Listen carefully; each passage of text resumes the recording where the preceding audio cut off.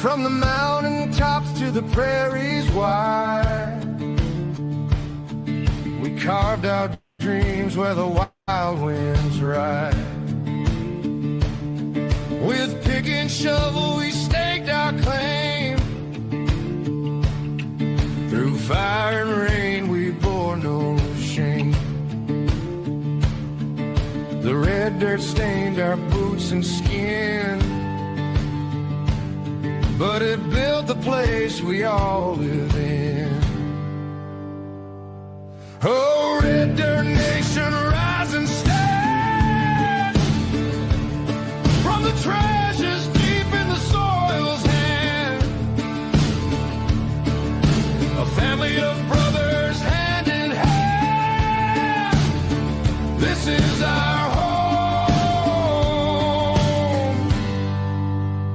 This is our land.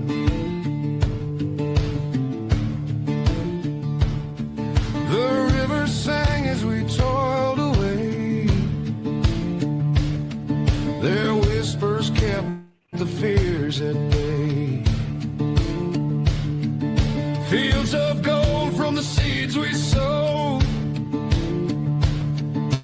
a testament to the lives we hold. Though the wind may howl, the earth may quake, but roots run deep with every stake. The blood, the sweat, the laughter too. This red dirt binds me and you. Oh, red dirt nation, rise and stand from the treasures deep in the soil's hand. A family of brothers hand in hand. This is our home.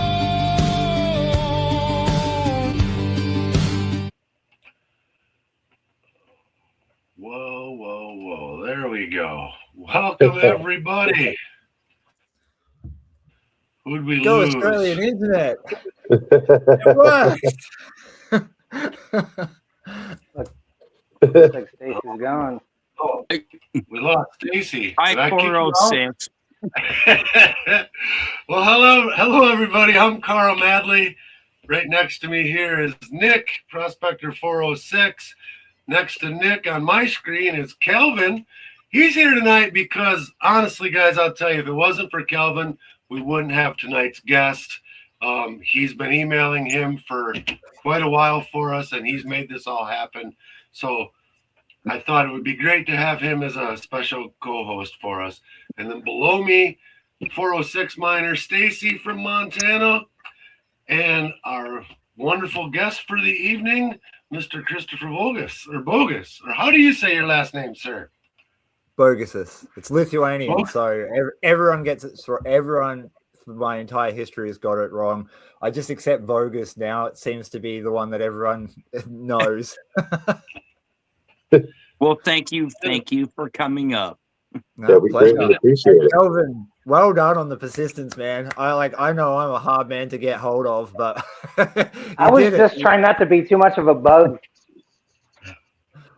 No, you did well. I mean, like we're dealing with international logistics here and time zone differences, and I've got admins on looking after my admins in the chat right now. Deb, she was pretty good at filtering it through. She's like, oh, they do want to have you on. You should probably get back to them. Yeah. I don't know Yeah. how many emails I've sent you. Oh, probably too many. My apologies, homie. You're fine, buddy. Well, we all know we're busy, especially when we're doing this stuff. You know, it's hard to get service and hard to stay in contact. So we appreciate you doing this for us. Yes, thank you. And I know it's like 2:00 in the morning there. No, it's- Not quite. it's noon. It's actually sunny midday. It's quite Oh. good. Yeah. So, Don't worry, yeah, no and with tra- that, with that too, did I see you have a 30-minute time zone as well?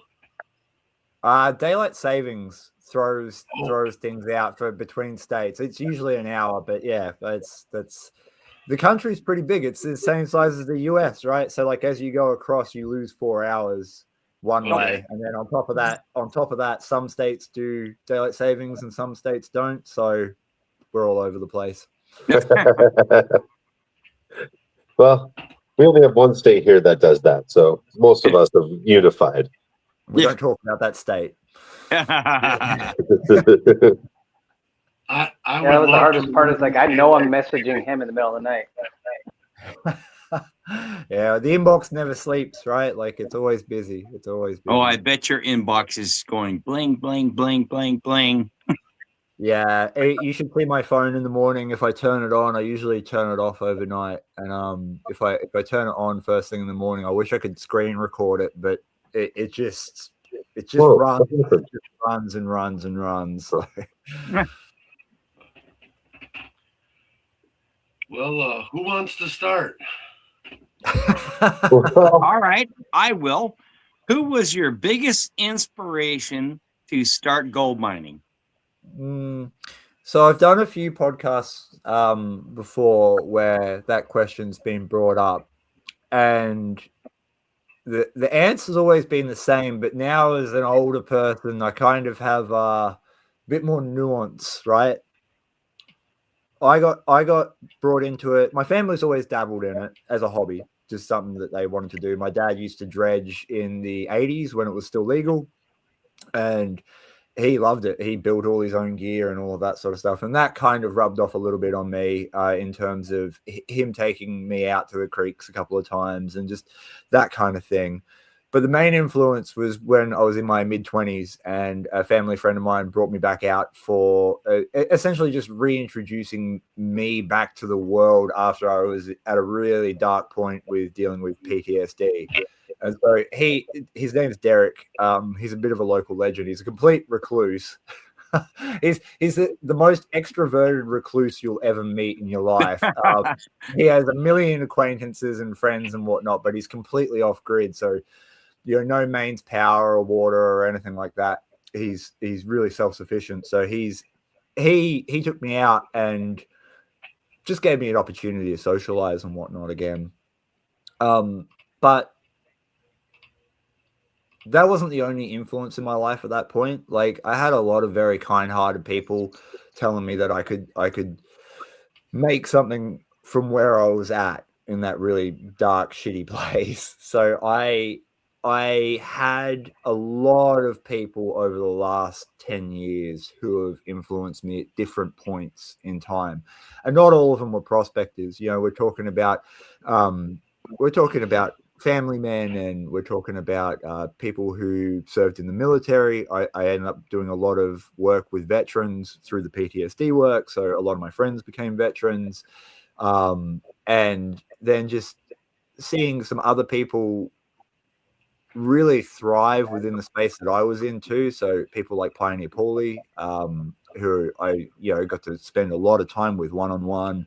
We do up until recently we were doing pretty regular calls. Life got busy, so that's been on the back burner a little bit. But the up until very recently we're in quite regular communication with each other, and you get to sort of be inspired by the other person's success. And it goes both ways, right? There's things that I lack as a skill set that he has, and things that I have as a skill set that he is developing. And so it's just been a really large community project overall, bouncing a whole heap of different inspirations off different people at different times. That's Awesome. Yeah, a lot. Hello. Oh. I know this is going to pass at some point. Look, we always got to see the puppies. Oh, puppy. Up, you got to look up there though. See, look up there. What's that? No, you just like more food. She's just been doing a puzzle, so she's probably coming here like my puzzle's finished and I want more. Yeah. Go on. Go. There's more out there. So, what do you love the most about gold mining? What I love the most about gold mining. It's not really the gold. Like, I enjoy gold. It's nice to find gold. It's obviously it's something to do about like finding the gold itself, because if it wasn't, you would just go for a bushwalk. Like, you would just go do the thing. You would just go walking around in the bush if it wasn't truly about the gold. But I think it's the opportunity to do hard work and be proportionately rewarded for it. So sometimes it takes weeks or months to really nail down a deposit, whether that's in a stream or hard rock or whatever. And that work that you've got to put in really there seems to be only a certain sort of type of person who's drawn to that, because it's part gambling, right? It's part gambling. And it's gambling not necessarily in a degenerate way. There's nothing wrong with like a bet on a horse once in a while, right? But you don't want to be sitting at a slot machine for 12, 15 hours a day. Gold prospecting sits somewhere in between. It's like educated guesswork. You're gambling a little bit, so you've got that risk. You're not risk adverse, and you also like hard work. Like, you have to like it, because there's no one. I've never met a successful gold prospector who didn't like hard work. People who start the hobby to try and like get rich quick or whatever have a very short career, usually, from what I've seen. People who are successful at it really drive hard at wanting to be rewarded for the effort that they're putting into, and they're willing to put in a huge amount of effort to do it. And so I think I fit into that category, right? I like taking risk. It's educated risk, and you can increase your odds by educating yourself about all sorts of things, whether that's the geology or fluid dynamics or understanding chemistry or understanding your equipment better. There's always something you can kind of edge out a little bit more of a opportunity to be successful. And so that gambling, the risk goes down, but it's still there. You still might not find anything.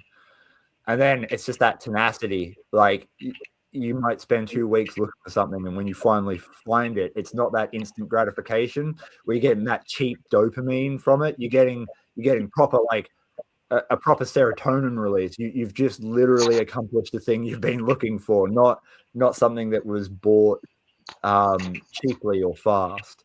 And so I think that's what I like about it. I like the challenge. I really enjoy the challenge. I've had days where I've had wildly successful days finding gold that was really easy. I found one mine recently where I pulled 5 grams out of it in the first session I did with the gold monster.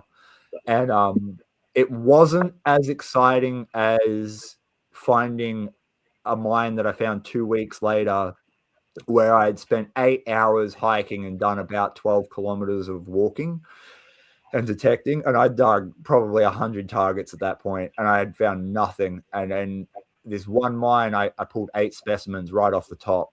And it was like the dopamine rush I got from, or the serotonin rush I got from that was way better than the one that I got from just easily picking up a heap of gold. Because like gold's gold, man. Like I'm in a gold mining business too. Like I handle heaps of gold every single week. It's not exciting. It's not as exciting anymore to hold like a couple of ounces of gold in your hand. Finding a good quantity of it after putting in the work is what I'm chasing. Yes. Exactly. But there has to be work. There has to be work. Yeah, you're going to work for it for sure. Yeah. So with following along with that, what is your more favorite method of prospecting or gold mining? Like between sniping or yabby pump or metal detecting or sluicing or dry washing or in hard rock? What do you prefer? Man, I've got that type of I'm pretty distractible. so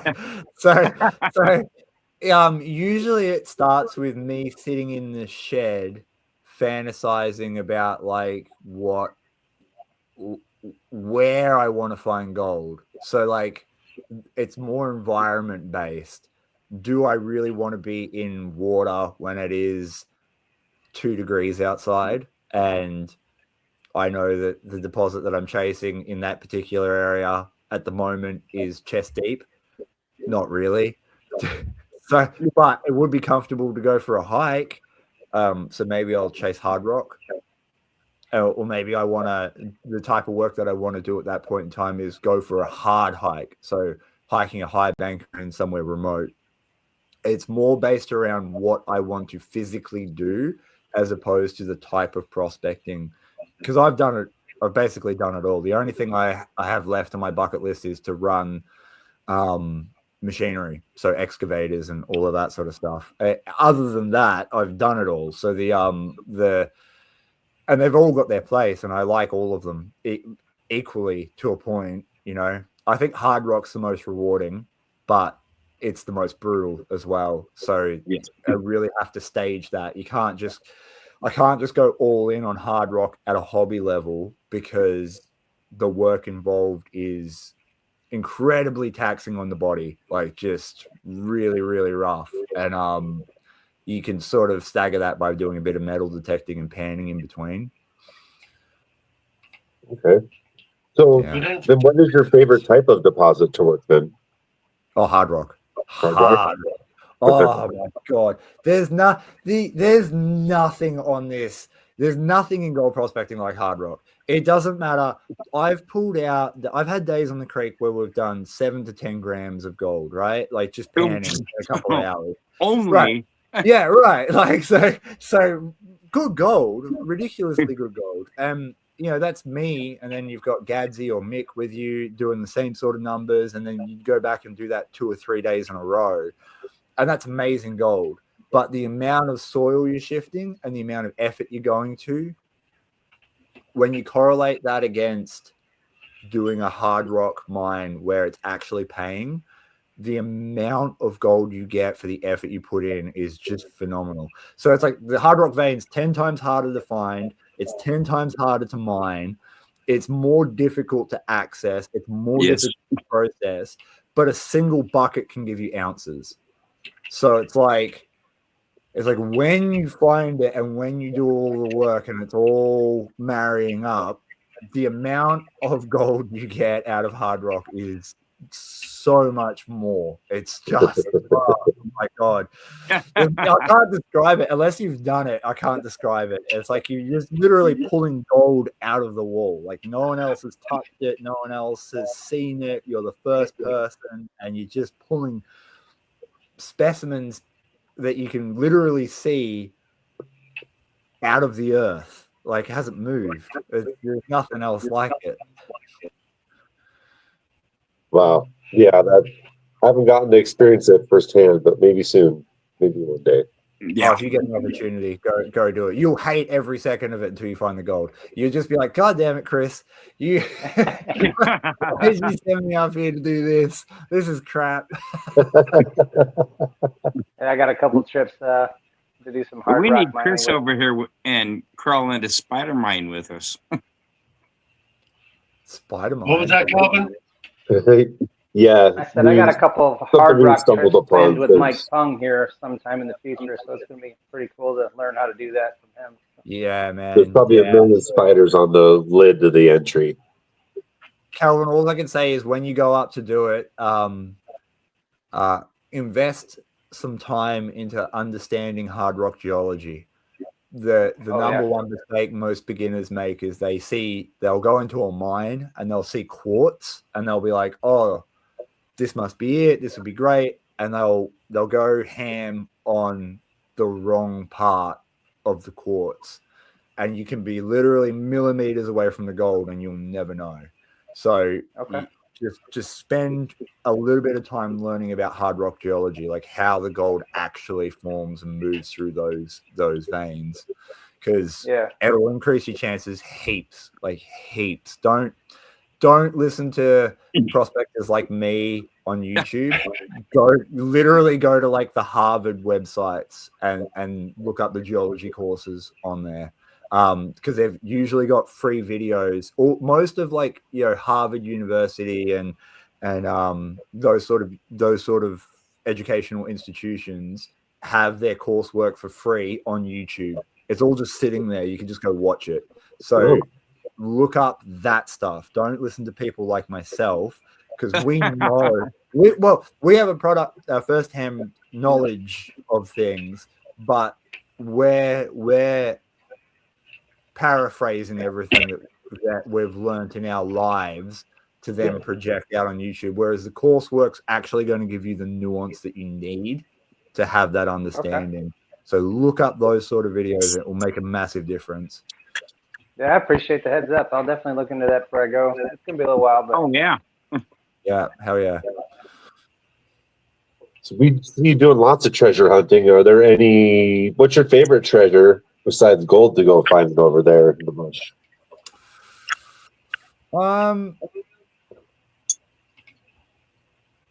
Gold? So many. Gold? No, but I mean, I always see you going for sapphires and other stuff, Look, you're you're either a gem person, a gold person, and it's a very rare person that sits in between that kind of likes both. It's fun digging up things like amethyst. It's fun looking for the crystal deposits like the Herkimer diamonds and whatnot that you guys have over there. We've got similar deposits and stuff over here. Called like Morella Smoky Quartz, for example. That's a pretty famous one where very, very similar formations of these quartz pockets to the Herkimer diamonds, and people go ham for them. They love it. We've got amethyst aplenty in my area. I've done quite a bit of amethyst hunting. I've done a little bit of sapphire hunting, but none of it really holds my attention. Like it's all right. It's cool. They're really pretty, and I respect the game, right? Like I having done a fair amount of it, it's not too dissimilar to prospecting in terms of the logic that goes behind it. But there's something more intrinsic about the value of gold. Like all I have to know is how pure it is, how much I've got, and then I can work out the price for how much I have. But I've sold Morella Smoky Quartz from anywhere between $5 and $500, right? Like, so it's just a big question mark. It's like, what will someone pay for it? When you're on the sapphire fields, you get the same thing. People come up to you in the pub, and they're like, "Oh, I've got this beautiful sapphire, and it's been cut, and it's worth 20 grand." Well, it's not, right? It's not. Yeah, no. It's just a rock. It's like if I'll give you $5 for it. Right. It's like you can get what you get for it. And so it's all subjective. There's an industrial use for a lot of it. But again, it's not, as a hobby prospector, you can't mine industrial and then turn a profit on it. It's not. Yeah. So gold. I like gold. Man, it's cool. Every now and again we'll dig up a big crystal or something like that by accident. We're like, oh, that's pretty neat. And then we're right back to the gold. You're right. Yeah. We've all seen your videos. Oh yeah, this is cool. And then, oh, look at this, Pam. Yeah. Look at all this. And it's like I hate you, man. I get that a lot. I wish we could find that gold here in Montana. Yeah. Look, I don't know too much about the distribution of gold in the States, but you've got everything we've got, right? Like you've got everything we've got. The problem is that you've also got about 340 million more people than us, so that it's a little bit more picked over. Well, yeah, and it's all glacial in most areas here. It's more glacial gold. So yeah, that big glacier came down from Canada, didn't it? And it pushed it through. Yeah. Where was it? It pushed it through Colorado, Montana. Montana's glacial, isn't it? Most of it. No, we have a lot of the natural deposit. Montana was home to the city with the most millionaires in it at one point in time during the initial gold rush here. That's I didn't know that. Montana. I thought. Yeah, Helena, Bannock, and Virginia City. But Helena had the most millionaires in it at one point. And I'm then, probably getting my information off Gold Rush, which is probably not the best place to get your information off. and then we have the richest hill on earth was Butte, the big copper mine. Yep. Oh, right. Yeah. So, We often forget about that. $4,000, 4,000 foot deep hole. yeah, a mile wide, mile deep. Yeah, lake. wow. Yeah. That Filled with water, that'll kill you. it's so Oh, acidic that I just watched a documentary on this. They've got like professional bird scarers and stuff Yep. there. Yep. Yeah, because it'll kill them. Yeah. Yep. It's so Yeah. acidic. They land on it and they just go. Yeah. Yeah, that's not ideal. I mean, Welcome to Butte, Montana. That's 116 miles away. That's the problem with all mining, right? I mean, we have that here. Australia is full of greenies. The best way to put it. It's just full of them, right? And unfortunately, there isn't any nuance within the legislation and the laws that they either propose or impose that shows the actual environmental impact, and they're basing a lot of the new legislation off old mining practices where there was severe environmental destruction and there was a degradation of everything in that localized area, like for health for the population and animals and then farmland and all that. They're basing it off 1850s, 1860s mining practices, and they don't see past that. And they say that they do studies and stuff, but I wouldn't be so sure, right? Like it seems like it's old data. It would appear that it's old data a lot of the time when they say that they've done that, and it usually comes out after the fact that there was someone was in someone's pocket and they're pushing it through for a real estate deal or whatever. Yeah. Yeah. Meanwhile, we're on the outside with a gold pan, and they're like, "Oh, you can't pan there; you'll destroy the environment." And yeah. Like, oh yeah. Heaven forbid. Yeah, heaven forbid I move like 4 kilos of dirt. or you ran a sluice box and a fish swam up while I'm sluicing, and I've had that happen numerous times. Yeah. Oh, they feed out the end of the sluice box. A lot of the time we do that. Yeah. Yeah. They sit there and they'll feed all out of all the bugs and stuff to bring up. How many gravel beds have you guys, done for the fish to spawn in? You know what I mean? Yeah. Anyway, that's what you get. You get policy. Oh no, hang on. We're straying into politics. We're not meant to talk about that. Yeah, we're not gonna Sorry. Gold politics are okay. We have the same problem here. Well, creek regulations are one thing, but as long as we don't deviate too far. Yeah. Because I'm blown away all the time. I watch you digging in the creek, literally, and from Montana, considering a lot of our streams are fisheries, we can't do that. So it just blows my mind watching you dig in streams. Yeah, we have our water supplies are pretty limited, right? So all of the main rivers that would eventually discharge into the sea are all protected. Your tributaries mostly are formed from underground springs. So those tributaries can be seasonal. A lot of them dry up every year.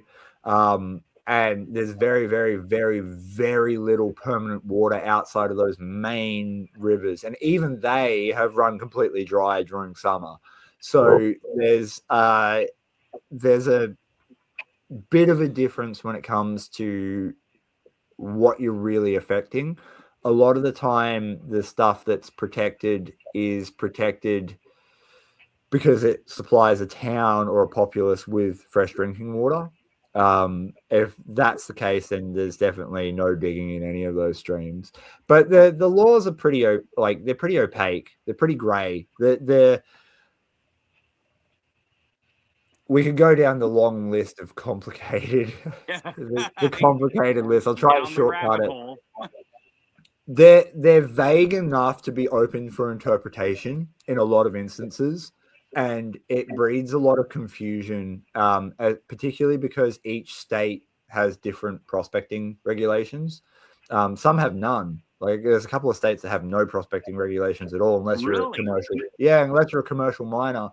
But like that's it, right? So it's confusing because every state's different, and then within each of those states, some parts of the law are like hard and fast and inflexible, and other parts are so gray and open to interpretation that no one knows what to do with them.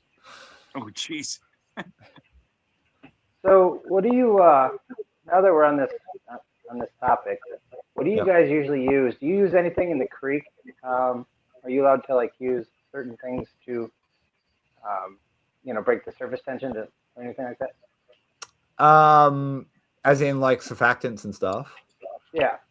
No, that would definitely be against the law. that would be. What do you guys use there? If I have an eco-friendly version. That's why I'm asking. I came up with this creek drop stuff you're saying, and I'm just kind of curious if you could use it if I paid to ship it to you. Oh right, yeah, no, for sure. Like we usually use dishwashing liquid. So the stuff you would use to make sure you didn't get any spots or stains on your glassware. Right. That's one version. Most people would use that. I've used vinegar and alcohol in the past as well. That has a very similar effect. Okay. Well, I was just kind of curious if you could use if I sent you, some of my stuff, if you were, able to use it. That's all. Yeah, for sure. We can definitely use them. We just can't use them in the creeks. Obviously, it's purely for home cleanups and home users. Yeah. Okay. Yeah. So here, depending on what you use, like my creek drop, there's nothing in it that's going to even hurt a tadpole. So yeah, like we could use it, but yeah, cool. Yeah, I mean, like, look, we get a lot of people, particularly since the gold price has gone up. There's a lot of people that have come into the community who are purely in it for the money, and they don't care about any of that stuff. So you will find people using things like soaps and whatnot in the creek. A part of being in the community, part of being in my position where I have a level of voice to be able to talk to people is to sort of hold them to account. So it's good to know that there are products available that don't have those sort of issues, because it's a pretty easy switch. If you're going to do it, you might as well do it right. If people are going to, you have a huge voice in the community. Yeah, I mean, like, it's surprising, right? I never thought I'd be in this position. This isn't something that I planned. But that's it. Like, trying to hold people to account, holding them accountable for their actions. And so if there's easy mechanisms for people to switch out the wrong thing for something that is more acceptable, then that's what we want. So yeah, I'd definitely be interested. I've got a million dogs barking in the background because my partner will have got home and they're all excited.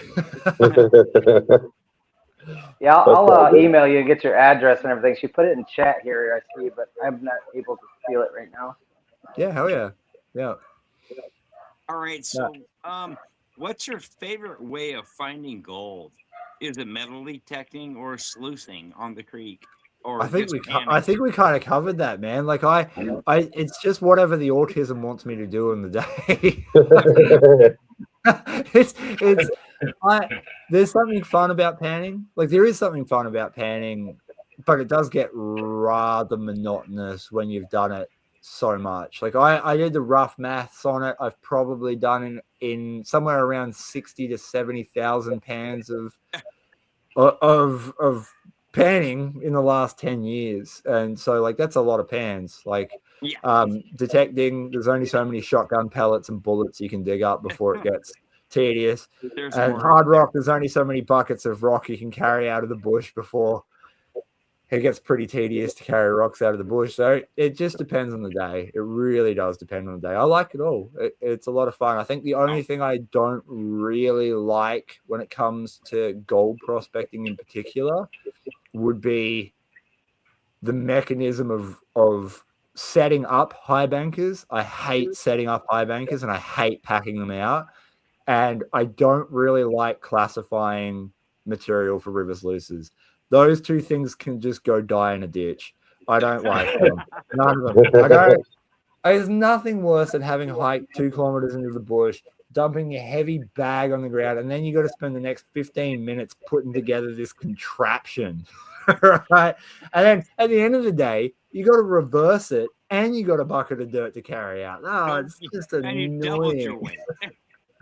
Yeah, it's just annoying. And then river sluicing, it's like I've got this awesome river sluice, and I love watching it work, and I love feeding it, and it's really cool. I can't wait to do it, but I got to classify.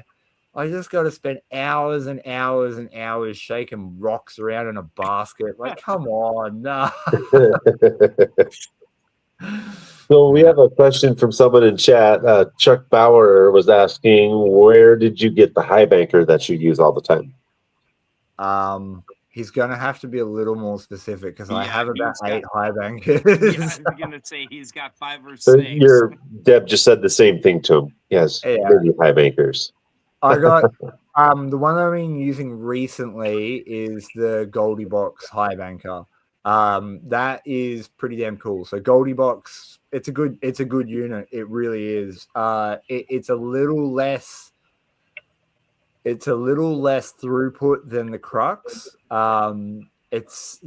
Like I've had a lot of questions about whether or not I should have, if people should be buying the Crux high banker or the Goldie Box after they saw them on my channel. They're 2 different machines for 2 different purposes. Like you got to walk a really long way, and you've got to minimize weight and gear and everything else. You'll get the Goldie Box, but that's going to come at the cost of your throughput. So you're going to do less yardage.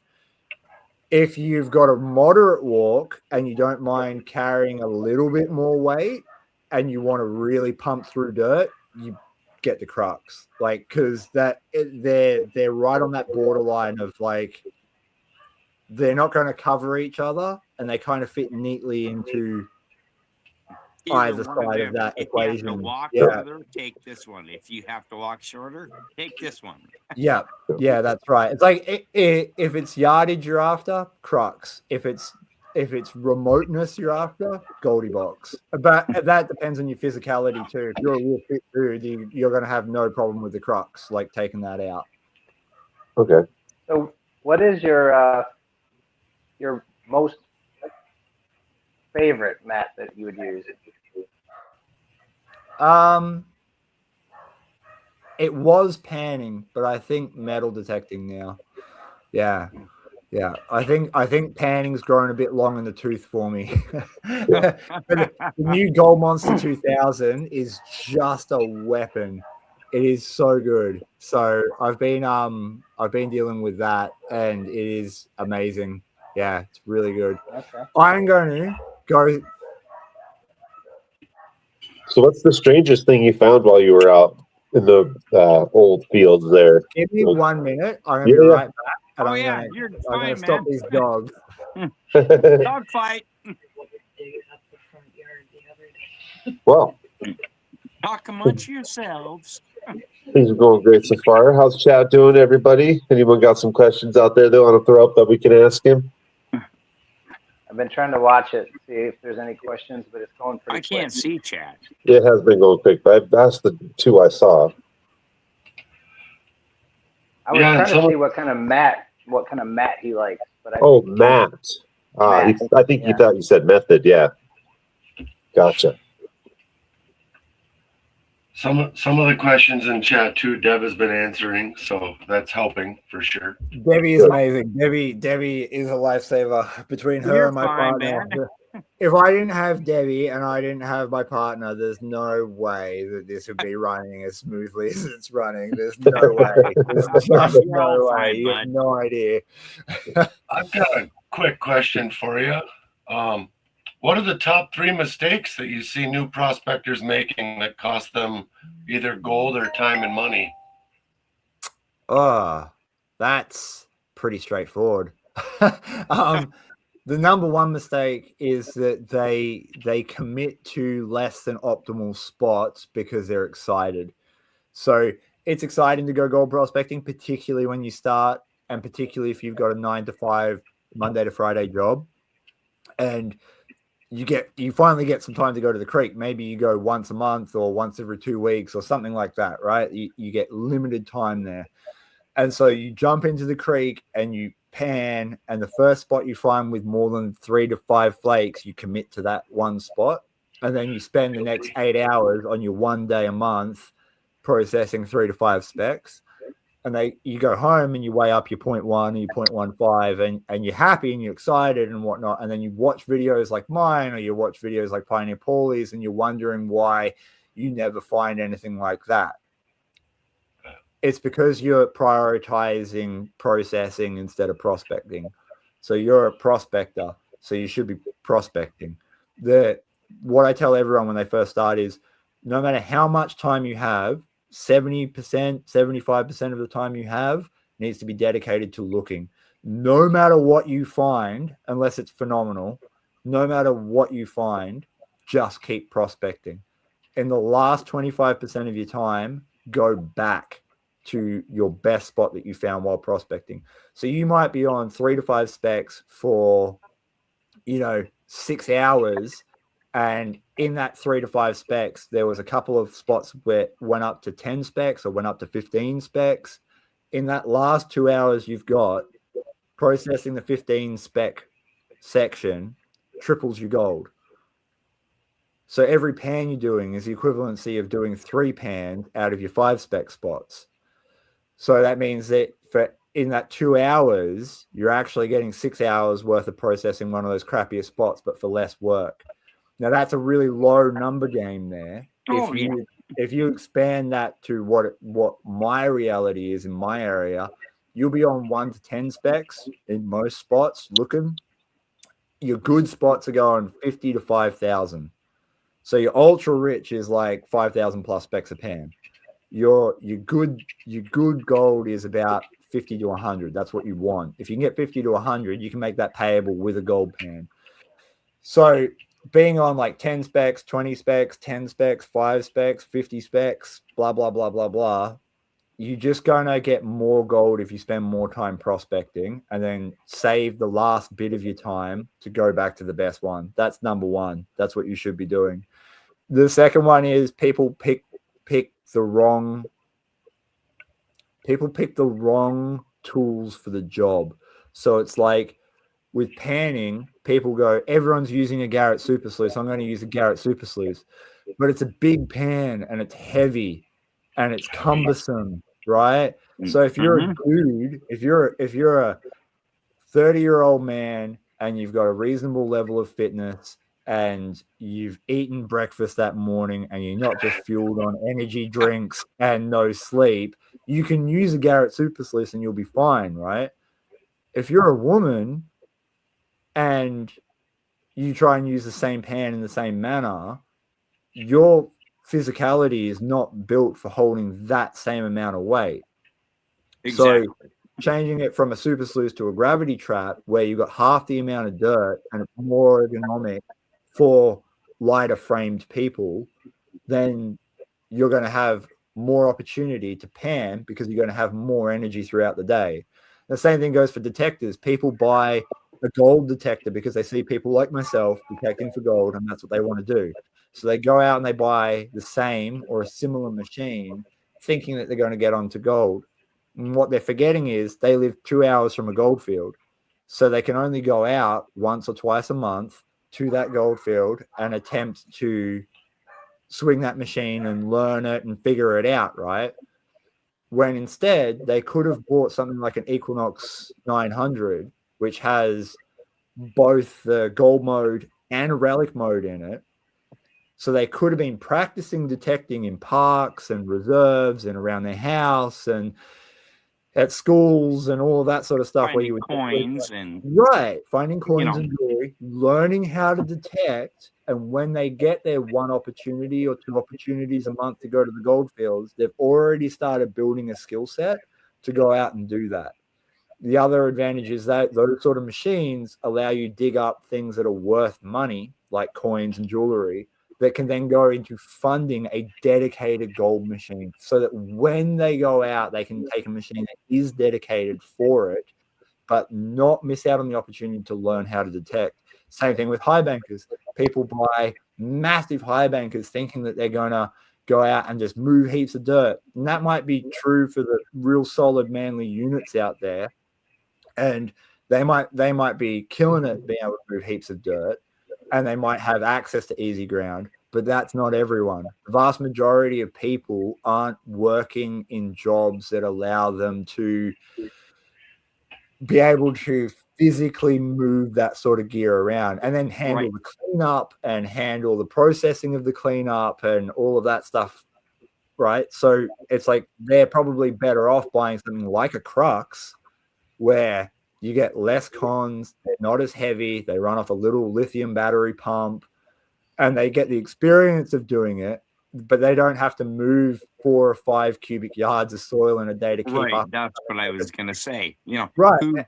Who's going to sit there and shovel 5 yards of, or you know, in a day? And the last thing, if it was the top 3, so the first one, definitely not spending enough time prospecting and picking the best spot. The second thing is choosing the wrong piece of gear. And the third one is implementing the wrong piece of gear in the wrong spot. So it's like you might have a pan of gold that's amazing. Maybe you get 200 specks of color in your pan, and you look at that and you go, oh, I'm on it. And then you don't define the deposit. You don't know how long it is. You don't know how wide it is. You don't know how deep it is. You don't know how much yardage you're actually dealing with.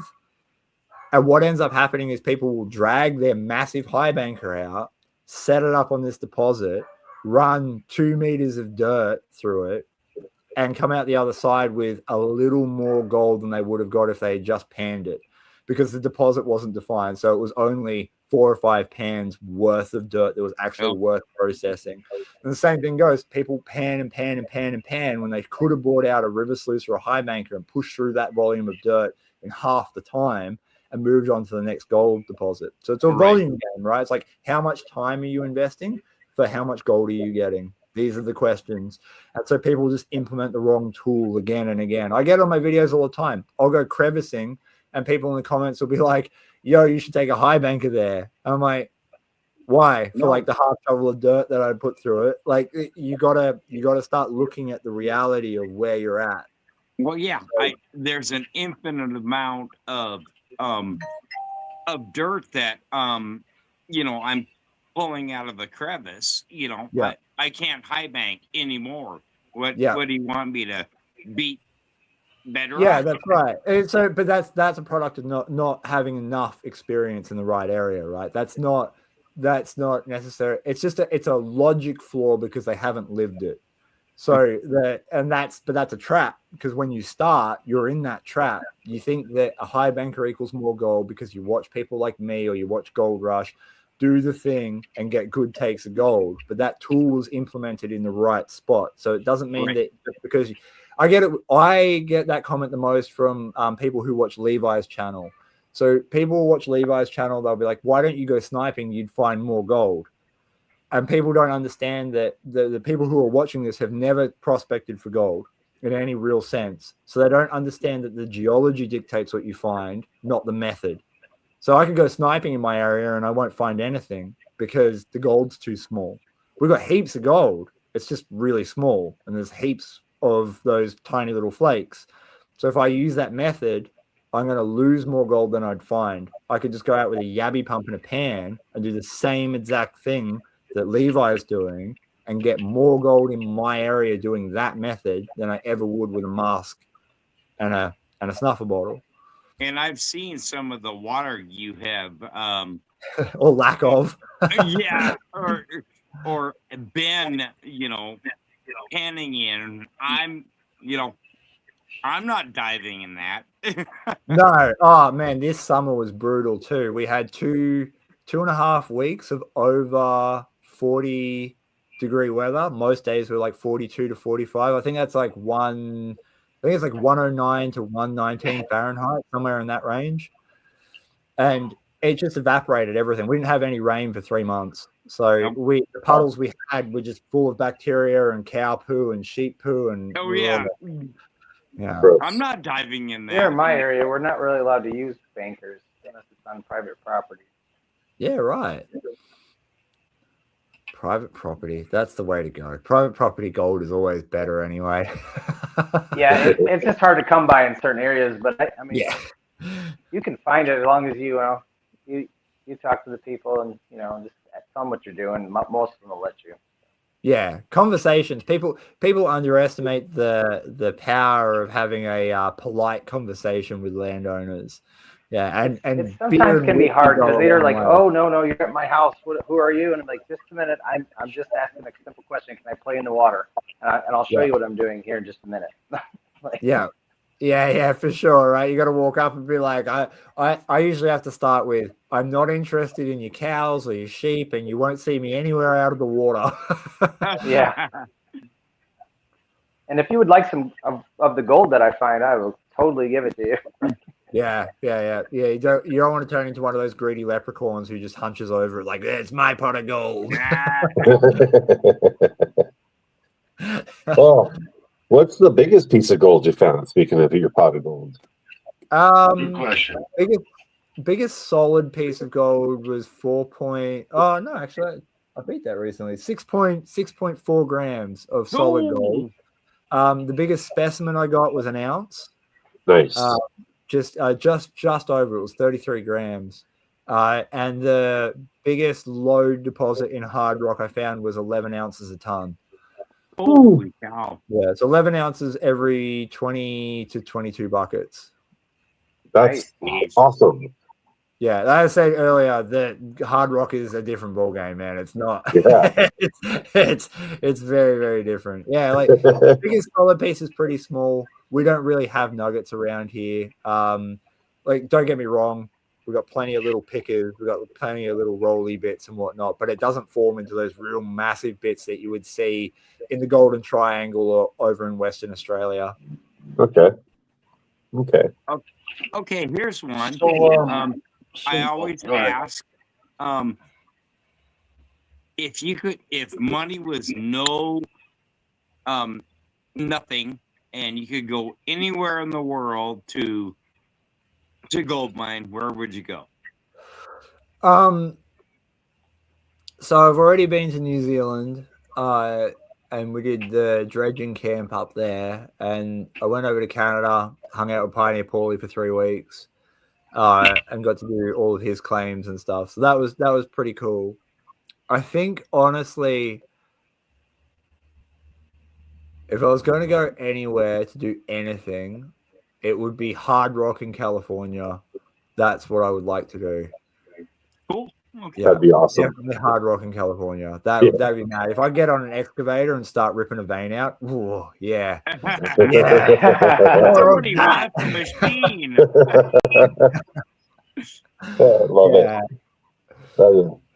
Man, that's my own heart. Running a YouTube channel, a shop, prospecting life sounds intense. How do you balance content creation, customer orders at the old Modi, and your actual time in the field and with family? You just asked the question I've been asking myself.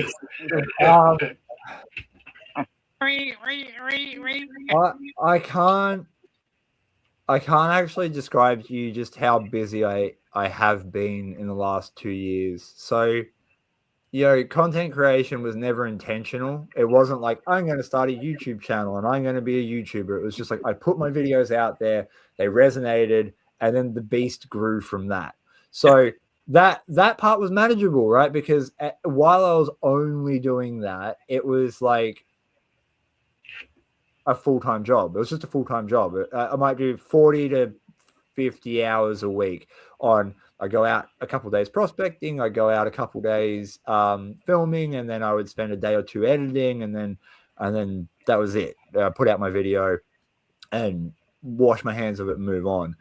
But I opened up a ginormous, complicated can of spicy, snaky worms when I started the old Moldy. The old Moldy was always about curiosity. I got asked. I held off on doing pay dirt. I held off on doing everything for years, like 8 years. I had people asking me to do that, and I didn't want to do it for a number of reasons. At that point. a lot of that was to do with where I was at myself, with my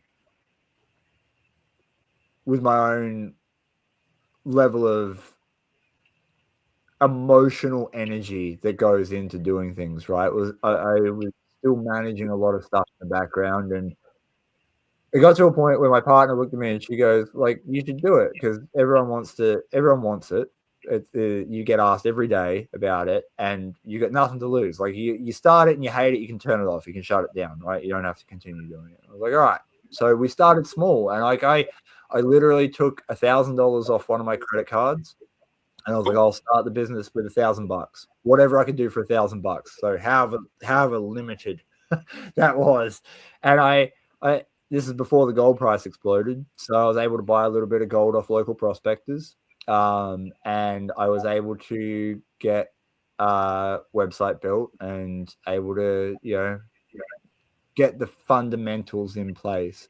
And then, as I've never taken a wage from the old moldy, I've reinvested everything back into it, and it just grew. It was like we've gone to the gem fields a couple of times and made contacts up there to get gemstones and whatnot with people who are hand mining stuff on claims and have 3 or 4 generations of gem cutters in their families.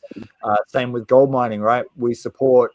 I've got over 200 prospectors on the books now that we support almost weekly, where we buy small amounts of gold off them, anywhere from like 0.1 of a gram up to an ounce or two, depending on how much they found that week. Nice. And so it grew, right? It grew and it grew and it grew. And then I found that more and more people were relying on the old moldy for an income. So the prospectors, first and foremost, were the ones that were mainly benefiting from it. They still are. Like, we're still obviously doing it. So they're supporting their families and their lives and whatnot through literally prospecting. And they're doing it through me. So we were able to, because I'm able to charge a higher price, spot price, I'm able to offer the prospectors more money than what they would normally get. So we don't do purity checks and we don't do XRF scans on the gold. We just pay 24 karat spot price less 12%, which covers our tax burden on our end. So we built up this huge community of prospectors who were coming to us, who rely on us, which is a lot of pressure, right? It's a heap of pressure because you've literally got people trying to put food in their mouths with the gold they're digging up, and they're coming to you for gold, for cash for that gold. Right. And you don't always have the cash because I got to pay the government their pound of flesh every quarter, and that's not insignificant. It's a lot. And so we got tax burdens like that, and then we got the shop. We opened up a hard shop, a bricks and mortar shop after 12 months. I thought about doing a shop for a while, but logistically we had to wait for the right property to come up. We got a property that suits some of our needs, not all of it, but we're in. So we got our shop open now. My partner and I put in a ton of effort over a really difficult period where we had a lot of illness in the family, and we were looking after several people, and we got that all up and running. And that I've seen your shop. It's amazing. Oh man, it was brutal though, right? Like I thought I knew how expensive retail was going to be to set up. I had no idea. I dropped every single cent I had in the old moldy that I'd been saving up for 12 months into opening the shop, and I got less than half the stock that I wanted to have in there. I mean, we live in Australia too, so like we're on an island, so shipping costs way more. Your tax brackets here are just ridiculous. We can't go into politics, but the tax here is phenomenal. The amount of tax we pay on everything. So like it's a real lean operation. We're making between 5 and 12%, depending on the product. So probably 8% as an average, somewhere in that is what we get back as a profit after all our fees go out. So it's busy. We have high turnover, but it's not busy enough to where I can bring someone else in to manage stuff for me. And so it means that my partner's been a legend. She picked up a whole bunch of work for the old moldy. So most of the packages that get shipped out today, she manages all of that. And then I'm in charge of procuring all the gold and just dealing sort of with the back end admin stuff. So to say all of that, and then on top of that, we're filming videos, we're editing. An edit takes anywhere between 8 and 12 hours to do a 12-minute video. So, your video time sinks are huge. Then you've got your filming days, and we're filming real life documentaries, right? I've got probably 100 videos on my laptop that will never see the light of day because of stuff that's happened in them. Whether that's we've found gold that we don't want to show on camera, or that or places. Yeah, or places, or but we've had other things come up within the filming too. So it's like sometimes you don't find gold, sometimes the video doesn't work out the way that you thought, but you've just invested 2 days into it. So like logistically speaking, for about 2 solid years, we were doing between 14 and 16-hour days, 7 days a week, and just non-stop. I mean non-stop. It was going to bed at 11 at night and then getting up at 7 a.m. to just start again, and like literally immediately on it, like waking up, emails, all of the other stuff. So recently I've backed off a bit. We've changed it around, giving myself 2 days off where I can do literally anything else other than what I'm doing here. It means that I've scaled back a little bit in terms of like how many videos I'm able to produce. It means it was scaled back on how often we're shipping out of the old moldy. So we're only shipping on Wednesdays now because logistically we were shipping 3 days a week, but that's hours and hours. So yeah, that's a very long-winded answer to your question. It's been a lot. You got to definitely make time for yourself and your life for sure. I was going to say, with all of that, how do you make time for yourself outside of all of that?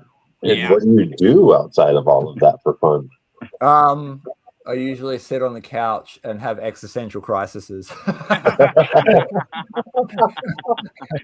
here, Fern. I need hugs. Right. No, look, the time off has been great. It means that now with 2 days a week, I get to do normal things. We get to go out for breakfast with my partner, and we get to go on bike rides, and we get to just get back in the gym and we make our own bread at home every week, and we've got chickens and we've got veggie gardens, and so it's just like living a normal life, right? I don't need time to sit and watch TV. I couldn't think of anything worse than doing that. I just need time to live a normal life. So yeah, being out in the garden and doing all of that sort of stuff, that's what it's about. If I'm not doing that, I'm shooting. My other hobby is shooting. So yeah. Awesome. All right, here's one. What's your most memorable thing with shooting with Gazzy? We've got a lot of history now. I think, it's a lot of stuff happens when we're filming all the time. But I think what was really amazing was when we first started working together and we first got some really big viral videos. It wouldn't have been possible if we hadn't have been working together. And just that experience of seeing something blow up so big, that was wild. Right, because like I could talk about all the shenanigans on the creek, but then I'd probably get sued or something. So we won't go into what we talk about on the creek and stuff. But I think it was that. I think it was the eye-opening experience of seeing the opportunities that were in front of us. Like right there in that moment, that was wild. Yeah, that was pretty wild. It's pretty wild to open your phone and see 10,000 notifications, like literally 10,000 notifications for comments on a video that got 150 million views. Like that's awesome. Yeah, and like I said, it wouldn't have been possible without him. So I love Gazzy. He's so much fun. I love watching him. His channel's kind of like the R-rated version of mine. Yeah. His seal videos just. Yeah, he's got what we call lore now. LORE. His channel's got a lore that you have to watch more than one episode to follow the narrative. Right. I know what you're I don't think talking there's a about. video that you post that I don't actually watch because I'm like, okay, that's new. I haven't seen that yet. Oh, thank you very much. I appreciate it. Like, there's so much work that goes into it. Hey, like so Oh, much trust me, effort. we know. I mean, we all do the YouTube thing, but we're just not that big yet. That's all. Yep. Yeah. Oh man. Hey, it was easier when I started too because there wasn't as many people in the space. Like, there just wasn't as many people who were doing prospecting content. There was only a couple, and Hit the bathroom. it just took off, right? Like, it just took off. It was less crowded and less complicated. And social media is a fickle beast too. It'll take every waking moment of your life if you let it. So you've gotta control it because it's just a void that you can throw into. You can put as much. You could definitely spin down that hole real quickly. I mean, I got four little kids, and sometimes I'm like, okay, let's go play in the creek, guys. Yeah. Oh, if you can integrate some of it into your lifestyle, that's probably the best way to do it. But don't let it become your life. Don't let it do that because it'll just like I said, it'll strip you of who you are in the pursuit of numbers that don't mean anything. And so your self-worth and your value and everything else is not in the numbers that are projected onto social media. And all social media, YouTube, Facebook, Instagram, TikTok, whatever, it's all geared towards incentivizing creators to make more and for watchers to consume more. So you have to be, it's like alcohol, it's like gambling, it's like any of those things, any substance of addiction. Social media fits into the same category. You have to have control over it. You cannot let it dictate to you. So even if you think, oh, my channel's small, or I don't have the numbers, or I'm not there yet, the idea of you should be focusing more on what are you projecting? Like, what's the point of you doing this? Like, what are you actually talking about? Because you can go watch people pan all day long now, but do you have a message? Are you using this as a diary to reflect back to yourself? Are you using it as a diary for your kids? Have you got something important to say that you need to say? It doesn't mean important to say on the grand scheme of the world, right? Your message might be something as simple as, hey, making your own bread at home is a pretty cool thing to do, and you should probably try it at least once because knowing where your food comes from is a good thing to know, right? If that's your message and it's important to you, that's what you should be projecting, not chasing, oh, I only got 5 likes on this video, or I only got 100 views on this video. That's not good enough. That should never be your focus. Yeah, I originally even started doing it for fun. Yeah. When I started it, my kids wanted to start it, and it just kind of grew from there. Yeah. I caught my kids in the backyard digging with a shovel, and they were showing me rocks, telling me it was gold, and it was just a rock. And so I ended up buying some pay dirt to show them some gold. Well, then now I'm hooked. So then I started getting all this stuff that I've got down here. And now here we are in creeks and other places, running high bankers. So. See, that's how we get you. We ship the gold fever via pay dirt. That's yeah. Virus tags. Well, yeah, it was an adventure that I never knew I was getting myself into. I can tell you that. Yeah. Oh man, it hooks you. Hey, it hooks you. Like I said, I think it fits that real sweet spot. It just fits that spot where you want to do more. That's the gambling aspect of it. It's like you want to do a little bit more, and there's always something that you can do to, or you feel like you could do to improve your odds. And it's like it's the next target that you're going to dig up. It's the next pan that I'll find it. It's always right. It's always the next one. The next one. Yeah. So your community seems really engaged. Have you seen any cool success stories from viewers that found their first gold after watching your videos? Oh, heaps. Yeah. Heaps. It's actually phenomenal. So for full disclosure, I had to the inbox on Facebook and Instagram is so busy that I personally had to stop looking at it because you would never really know what you were going to open, and it wasn't great for your emotional well-being, because you might open an email, a message or an email, and it was like, oh, I'm wondering what this rock is, which is benign, right? So like you can answer that question or you can't, whatever. But then the next one will be like, oh, I love your channel and it was great, and you've inspired me to go out and whatnot. Also great, positive message. Yeah. And then the other type of message I would get, because of all the advocacy work that I did, would be like, oh, I'm contemplating suicide, and I've got real strong alcohol dependency or drug use, or I'm in a domestic violence situation. And so you would get these really spicy, heavy messages in the inbox.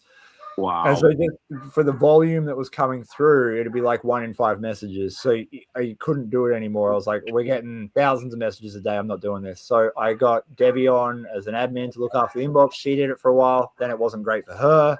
So we're like, we're just not doing this, right? We can't justify putting ourselves in this kind of situation to come across messages like that. And I get it. They're reaching out. These people are in really vulnerable situations and they're reaching out for help. And I would love to be able to help them, but that's not my responsibility, right? I have a responsibility to myself and my family, first and foremost. So we try to put messages.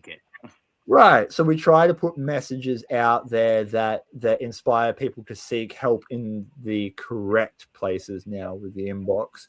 So on that note, we've seen some really good success stories come out from messages like that. We've had several people pull themselves out of very dark holes and become quite successful. You know, whether that was they went from homeless to having a job and getting a rental, or whether that was they were in a really bad situation with their relationship and they sought help because they saw a video that we put out about advocating. And they went out and so we got those really positive feedback stories from that, which was it's fantastic, because it's exactly what we hoped would happen from doing that kind of work. That's amazing, man. In terms of the gold side of it, heaps of people who've explored their own properties. One of the most recent ones that we saw come into the shop, get ready, you guys are going, this is why I like hard rock. These guys, they're railway technicians, and they manage the rail lines, the actual rail. They check it to see if there's cracks or fractures in them. They use technology not too dissimilar to metal detecting.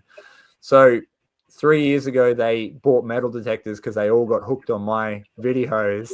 And they said they went out to a friend's farm who lives in a gold-bearing area, but he's on like 100 acres of untouched land that no one's ever mined before. They're currently working a reef that they found on that property that's going between 500 grams and a kilo of gold every session. Wow. Are you kidding me? Yeah, I bought some of the gold.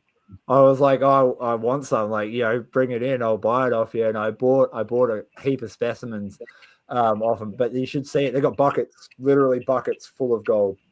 Yeah.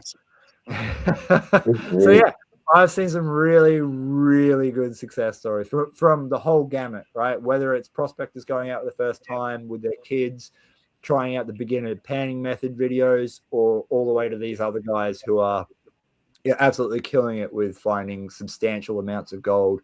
And then mental health stuff. Yeah, particularly the men's mental health stuff. Have you ever, had a little kid come in with a little tiny vial of gold to your shop? I was really surprised to find this out. In 2022, I did an expo down in Bendigo where I just had a meet and greet with fans. And it was like the first time I'd ever really done anything like that. And I met so many people, and about half of them were kids. And I was like, that's weird, right? Because like it doesn't reflect on my analytics. It's just like men, women, and then ages from sort of 13 to 70. And then it gives you a proportion of how much each of those demographics you have, right? And my kids is like less than 1%. It just doesn't reflect on the analytics.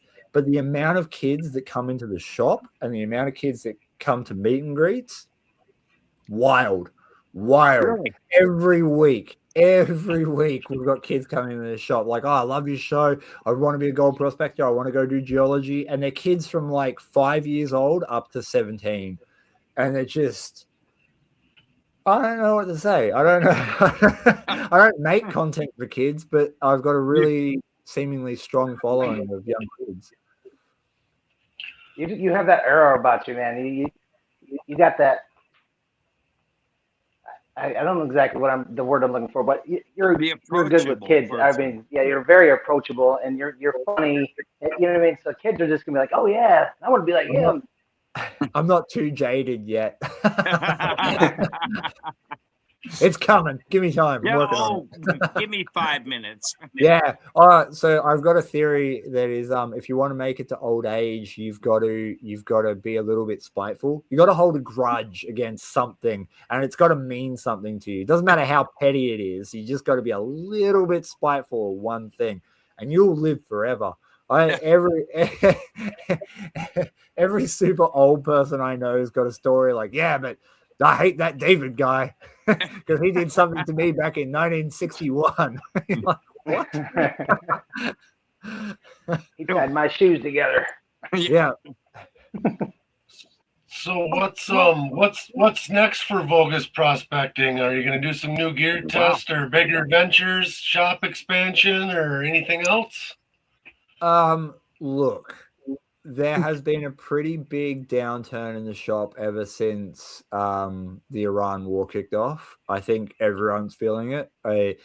Australia is a really weird country with a bunch of quite simple mechanisms that are being able to be deployed to control things like inflation. So right now, the government is squeezing people 40 years and younger pretty damn hard. They're stripping every dollar that we have out of us at every opportunity, and you can just see it reflected in not just shop sales, but in the corresponding uptick in how to find gold videos that I've got. So people are desperate right now. People are really, really pushing shit uphill to make ends meet and keep a roof and food over their heads, but seemingly only that younger demographic. People over the ages of sort of 40 to 50, once you get over that, they all seem fine, right? For the most part. And it's a blanket term. I know that's not the reality for everyone, but that demographic within Australia, it seems to be pretty all right, pretty okay. And so with that all in mind, I really don't know where the shop's going to go in the next 12 months or so. I don't know because it's too difficult to predict. Oh yeah, how much disposable income people have. Wish I had a time machine. Yeah, right. Like, so in terms of the shop, I'm just going to keep it puttering along. People will buy what they buy. That's all right. That's fine. And I'll just do my best to keep up with the advocacy work and the fundraising and stuff that we've been able to do through the shop. That's primarily my main goal with that at the moment. So we're doing a fundraiser for service dogs this Sunday through the shop, and hopefully a little bit of a link. We can pump it up. They'll all be going out. All the links and stuff will be on my Facebook page and YouTube tomorrow, so that'll be posted up for all of that. But yeah, we've got that event coming up, so that's sort of where I'm going to take the shop for the next little bit. We're going to back off the idea of selling products and whatnot to expand the business. We're just going to focus on trying to support our community as best we can. So that means a lot of reinvestment from what we do sell into buying gold off people. That means a lot of reinvestment in terms of putting our energy and efforts into the people who could benefit from having gear and whatnot, and shining a spotlight on organizations. So that's what that's mostly focused on. That's amazing, man. I'm backing off making as many videos with the hope that I can, with the goal that I'm going to be doing a bit more in-depth focused looks at certain subjects. So I've made over 1,000. I've actually made over 1,200 published videos on YouTube.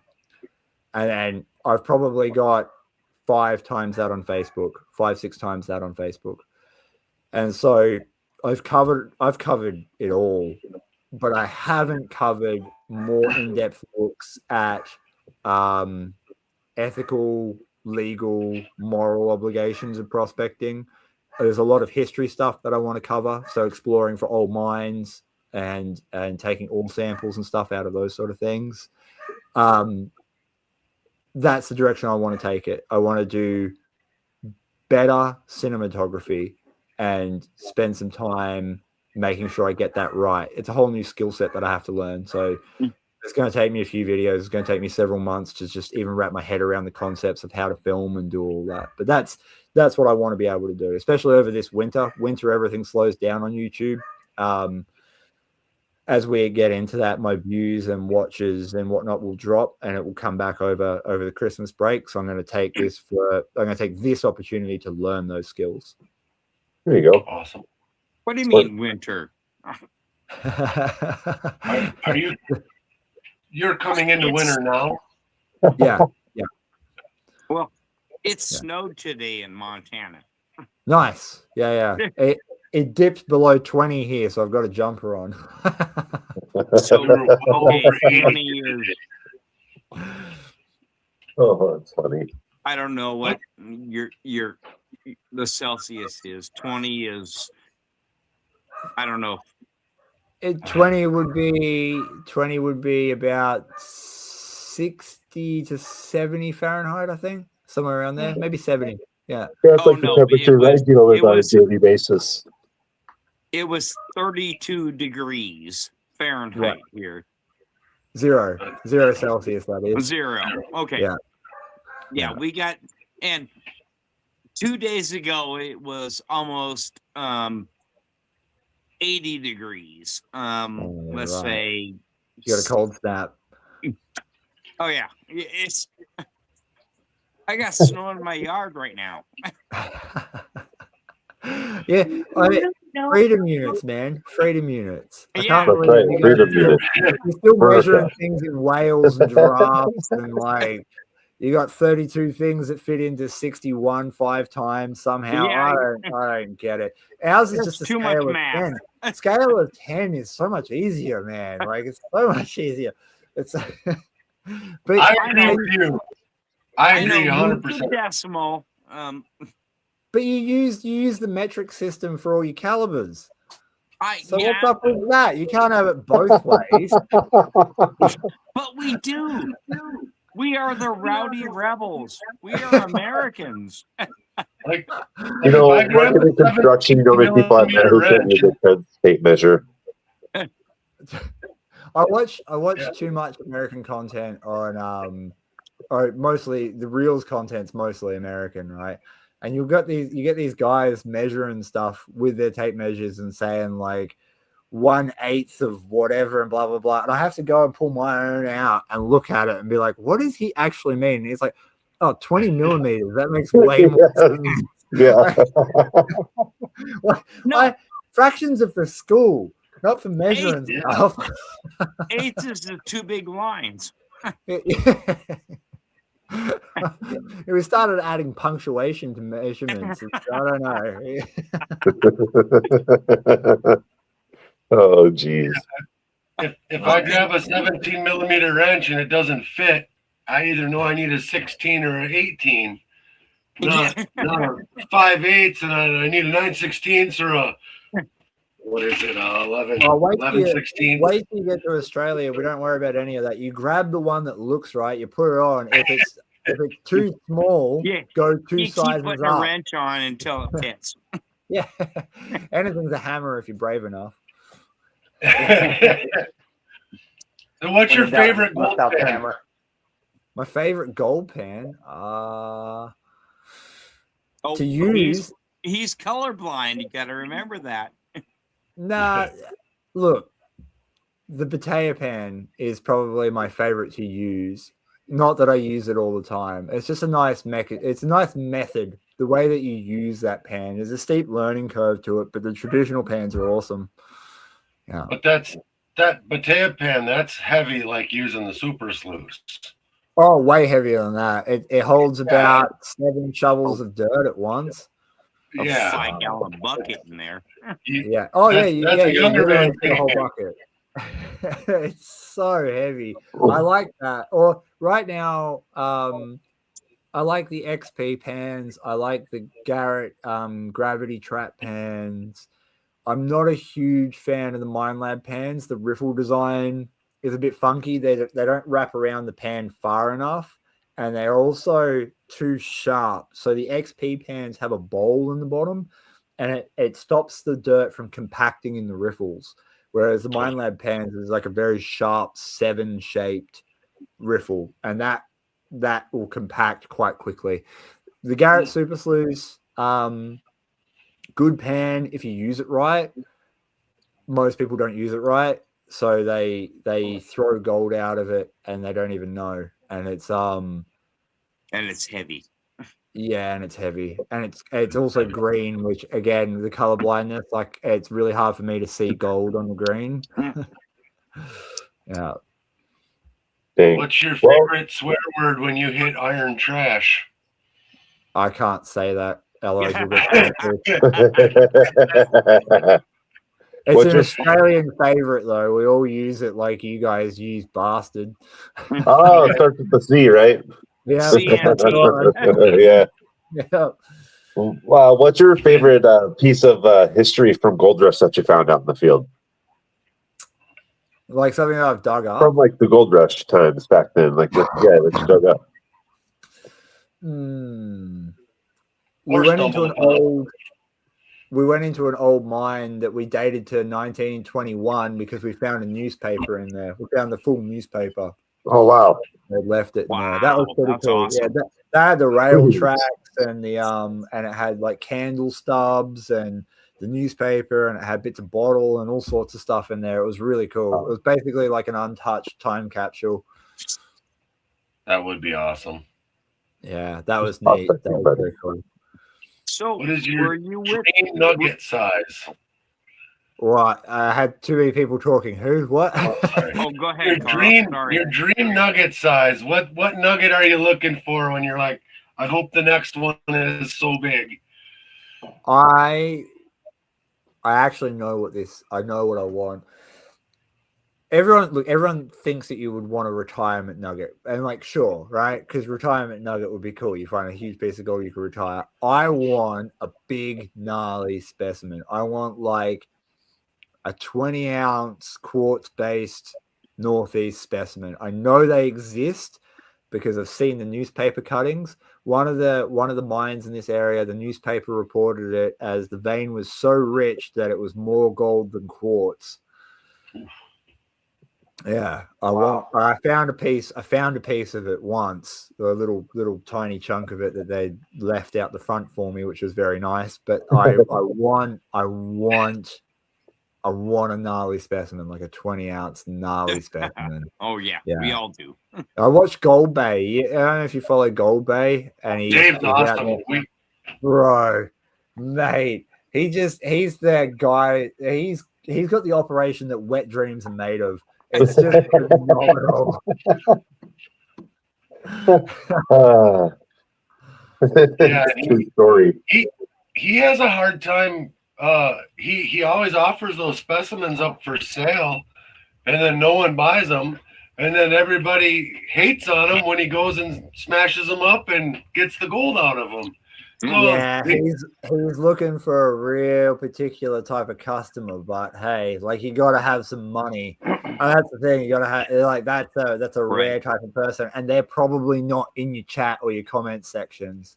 Yeah, I got this from Dave for my 35th birthday. Oh, hell yeah! Sweet. So that's what's on the wall. It doesn't get used. Yeah, I wouldn't use that.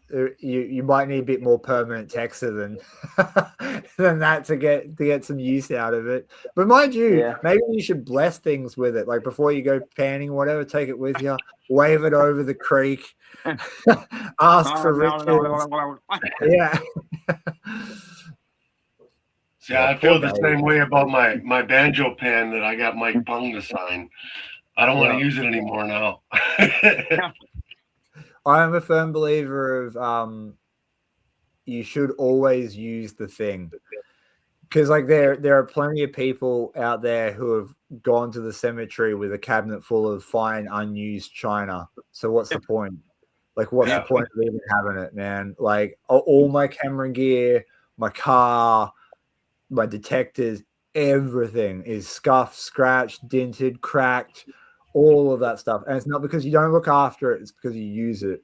And like when you're using these things properly, they're going to get scratched. It's the same with all my rifles. They're gonna get beaten up. All my rifles are exactly the same, man. Like they get dragged through the bush and they get bumped and they get knocked and all that because you're using them. We're not in some super chip factory where everything has to be pristine and clean. Like, what's the point, right? Like engrave over your signature so it stays and then go out and use it. If you like it, go out and use it. Just do it. Because have you ever used a I will say when I took it to him, when I took it to him to have him sign it, and Kelvin was there, it was filthy. it was we had to wash the spot just for him to sign it, and I think he liked that. And dry it off, probably. Chris, have you ever used one? No, I haven't used a banjo pan. Look, I'll be honest. I've tried a lot of pans. I've tried a lot of the reinvented pans, and I'm not a huge fan of any of them. Not because they don't work. Like Gold Claw is a great example. The Gold Claw pans work. You get your technique down right. You spend some time studying it, figuring out where you can make mistakes and mitigating them. Pan works great. I prefer the feeling of the more traditional pans. If I'm going to go panning for cons for the old moldy, I'll be using something like a Garrett Super Sluice because it serves a purpose. If I want to move a lot of dirt real quickly with a pan, I'll use a Batea pan. If I'm just prospecting, I'll use a Gravity Gold Trap, right? Because I understand how they work really well and I can get the best results out of them. The second that I start introducing more complicated things where I have to relearn, I'm just wasting time on the creek learning it. That's the thing that I like about the banjo pan is you don't have to classify it. You can throw all big rocks; it doesn't matter. You just shake it and it goes down the neck, and then you can just wash it into a bucket and there's your cons. I mean, I could do 60 shovels in 20 minutes at least, and that's just working slow. So yeah. I mean, but here's the thing. So this is the thought exercise that I try to encourage people to go through. There's two parts, actually. Go ahead. The first part's new gear syndrome. So one of the big pitfalls that people fall into is thinking that the piece of gear, she's gone, bye. The piece of gear is the reason that they're finding more gold. And this goes for any hobby at all, ever. Yep. So I used to coach archery. When I coached archery, I would see people go out and spend $3,000 on a new bow setup, and they come to the range and they would start shooting, and this new sight or this new bow or this new whatever was meant to be the duck's nuts and make your world a whole lot easier, and it's meant to increase your score and you can shoot for longer and blah blah blah blah blah. And then they would start shooting and they would come twice a week, every week for the next 2 months because they're excited about their new piece of gear, and their scores would go up. They'd shoot higher scores, and they would attribute that success to the piece of gear that they just bought, forgetting the fact that prior to buying that piece of gear, they were only coming once a month. And so they've just quadrupled the amount of practice they're putting in, and they think it's the piece of gear. But it's just the fact that they're out there using the thing, right? So this is an important thing to remember. Advertisement for anything is designed to catch a buyer, right? So all these reinvented pans are advertising towards their consumers saying it'll move more dirt, it'll be easier on your back, it'll retain more gold. These are the claims that they make. They might be true, right? And in a lot of cases, they are true. But people think that the success they have from gold panning is them taking this brand new thing out to the creek, trying it, doing a whole bunch more prospecting than they normally would because they want to use their thing, finding more gold because of the time they put in and attributing it to the new pan, Right. or the new sluice or the new whatever, right? That's a really important thing to remember. So I would argue too, so this part 2 is, if you can move 60 shovels in 20 minutes with a banjo pan, could you theoretically do that with a regular pan? And I reckon the answer is yes. Yep. Because the methodology, it's just the method that changes. What changes with the banjo pan, right? You're changing how you pan. You're getting rid of rocks in a different manner, which theoretically could increase your efficiency. So with a regular pan, instead of washing everything off with water, why wouldn't you dump 2 shovels in, dunk the whole thing underwater, shake the crap out of it, scrape a shovel's worth of dirt out of it because all the gold's on the bottom now, put another shovel in and do the same thing, and then do the same thing, and then do the same thing. There's no difference, right? There's no difference. It looks different because the pan's different, but you're just reducing dirt. No matter what piece of gear you use, you're just reducing dirt. So it doesn't matter whether you're using a banjo pan or a gold claw or a Garrett Super Sluice or a Mine Lab pan. The mechanism's the same. So it just depends on how fast you can get that dirt moving through your pan. And that comes down to your technique. My favorite pan would be the GPAA Gold Catcher. That's what I like to use. Yeah, they're good, them. Yeah. I got one once. A friend of mine dropped it off to me, and I've never been able to get another one. I got a free gold pan, and it was an East Wing, blue pan, and I love it. Big bottom, it just rolls. Yeah. Oh man, base size is another thing. The amount of customers we talk to in the shop about picking the right pan for them, we try to encourage people to get kits because every base is a little bit different, and every wall angle is different, and every riffle design is a little bit different, and that will change how you interact with that pan. I just like a big bottom pan. Big bottom, Yeah. Insert hip hop on here. What do you feel about the different sluice mats out there, like a Dream Mat or a Gold Hog or the VDR? How controversial do you want me to get? Oh, here we go. You're not going to step in this hole. Trust me. Nah, look. This is a case of businesses are going to advertise products to sell as many of them as they can, and whether or not they admit to that is entirely separate. So there is an argument that different types of matting are more superior to other types for XYZ reason, whatever logic you want to wrap your head around with that.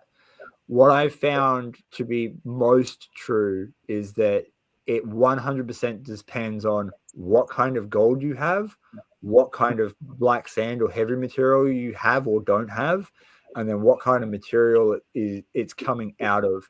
Those 3 factors together dictate what you should be using. You want to pick the matting that has the most versatile range over all of those things.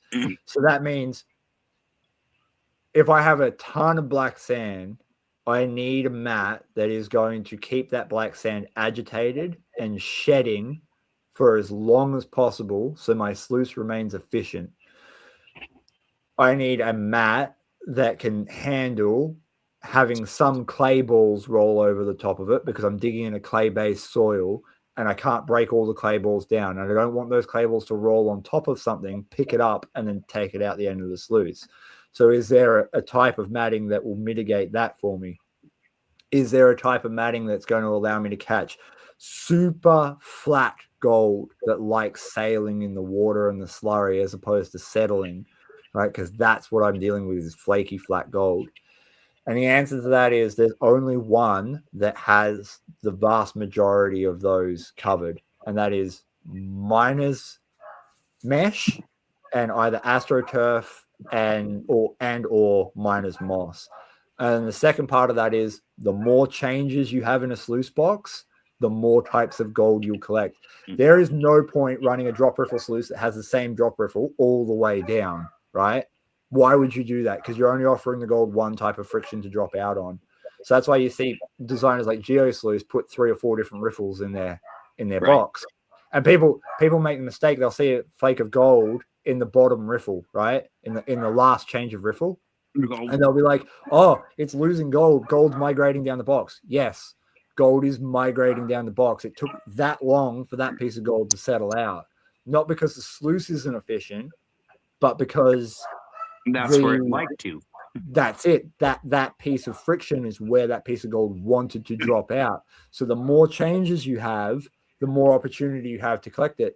And the experiment is when you see a piece of gold down the bottom of your sluice in a riffle change, pay attention to that piece of gold. Does that piece of gold move between this bucket and the next bucket? Because if it doesn't, that's its home, right? But if it disappears, then you've got a problem. So then you got to figure out where you're going wrong. Have I got too much water? Am I overfeeding?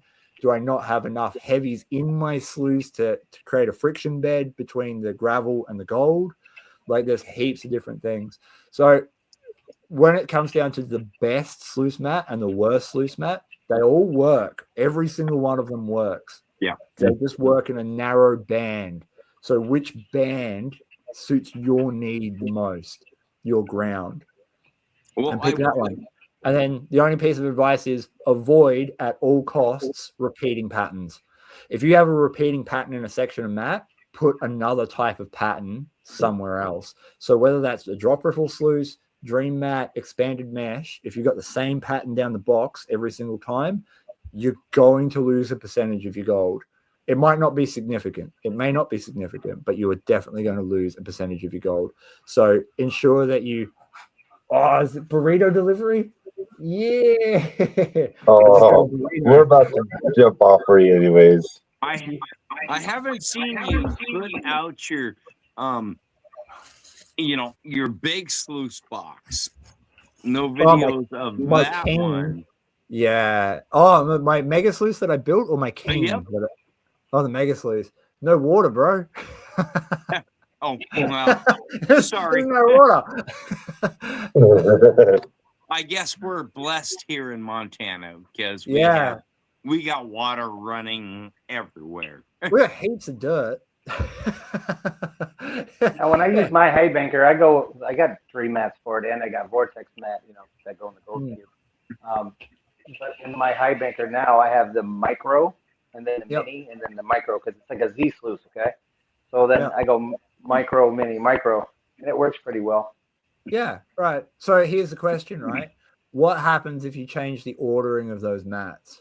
Like, why are you running micro first? I'm running the micro because a lot of our gold's very, very, very small, like fly proof small. So I want all that bigger stuff to get caught down into the mini, so that way it has time to wash, and then it goes down into another micro. So anything that comes off of the mini will go back into it. It's going to be small. Just so it's break it up. The micro. Yeah. Yeah. Right. So there comes a question of experimentation, right? Because until you test the orders of mats, you'll never know. You won't actually know what your migration and your loss rates are off each mat. Because I'm assuming you've individually washed each tile to see what gold lands where. Yeah. So whatever's on your bottom-most mat, you got to ask yourself, you already gave that gold in your very bottom mat an opportunity to settle out in the same type of pattern in your top mat. So why have you got 2 sets of minis? That's just dead space down the bottom. Anything that gets caught in that bottom mat is pure luck, just pure luck. So you've got a gold hog mat that I can put in there as well. Yeah, well, run that just on the bottom and see what happens, because that change is different to the top 2, and you should see an increase in recovery of different types of gold down the bottom by offering a completely different system. Yeah, it's like when I use the vortex mat, I have to use a smaller pump. So then when I use that, that's when I put in micro, the miner's moss and the expanded metal and all that stuff into a different thing. So I have the vortex, and then I have the miner's moss. And then, so I mean, I have different ways of running it depending on the material. Yeah, cool. Yeah, that's perfect, man. That's exactly what you should be doing. People want like a cure-all too. A lot of the time you'll talk to someone and they're like, oh, I'm running this, it's the best, I'm not losing anything. And you're like, and then you'll show them and they're like, shit. Like, damn it. I'll take your tailings. No. Yes, So- exactly that. So how you know, on your high banker, are you running Jarvie riffles? Jarvie In everything? riffles, I always put a Jarvie riffle directly to where it goes from the hopper into the sluice box. You want them immediately as the first thing, as much turbulence as possible. Okay. Yeah, definitely. No other place for it. No, Jarvie riffles are a literal game changer. That compared to a slick plate with holes, like the original flat slick plates that just had holes punched in them, they worked good, but the Jarvie riffle's something else. Like I say in my videos, we catch like 75 to 80% of the gold underneath the Jarvie riffle.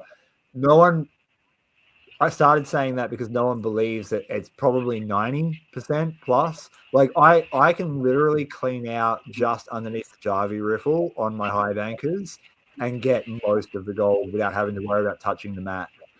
Wow. Yeah.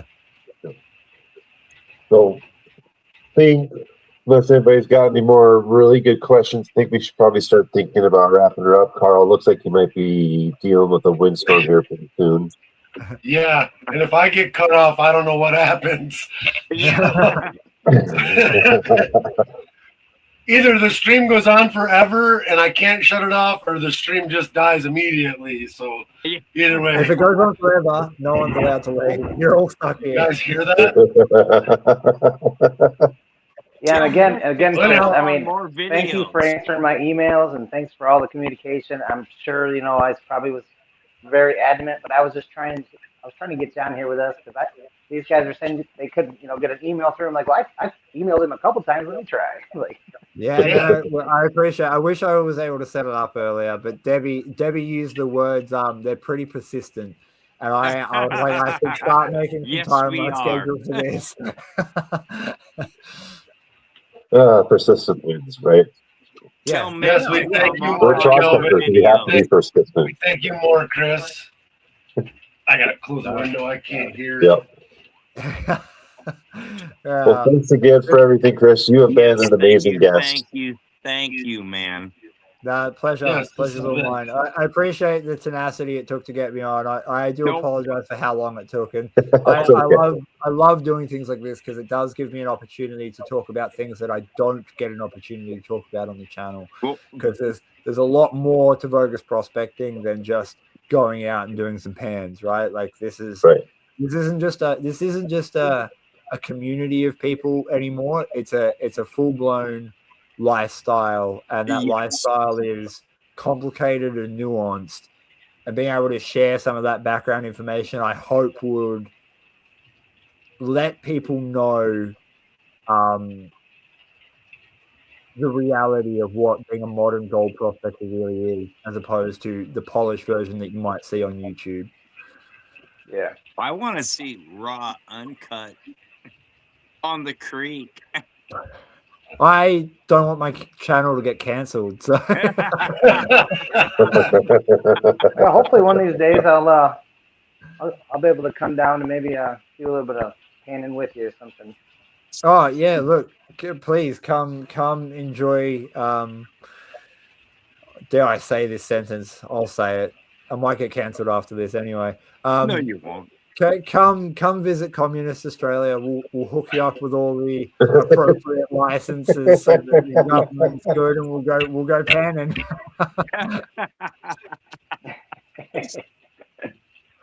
Well, but seriously, we thank you so much for coming up.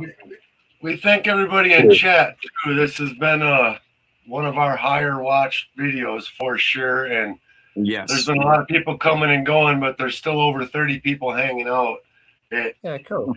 Good. 10:15 We're in my time. It's almost midnight at Calvin's house. Yeah, so it's about midnight here. Well, thank you very much for staying up late. Hey, I wouldn't miss it, man. Hell no. If VoGus is on something, I'm always there.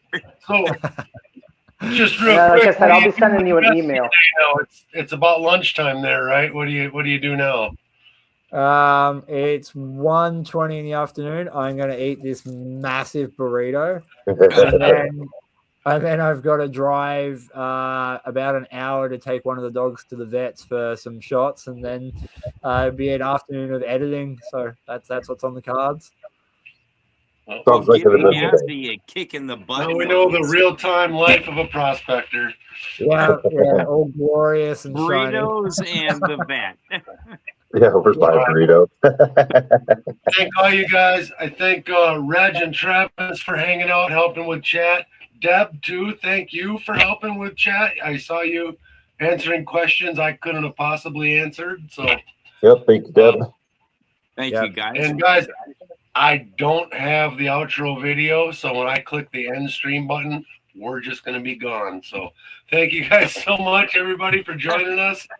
We don't have any more interviews lined up. We've got to get it figured out for next winter. We're taking our summer break now. So, Gadsy, what are you talking about? oh, we got to get Gadsy for sure. You can help us with that. Yeah, we gotta have Gadsby, man. Yeah. All right. Thank you so much, everybody. We'll see you on the next one. Good night, everybody. Hey Good guys, night, guys. Thank you, VoGus. pleasure.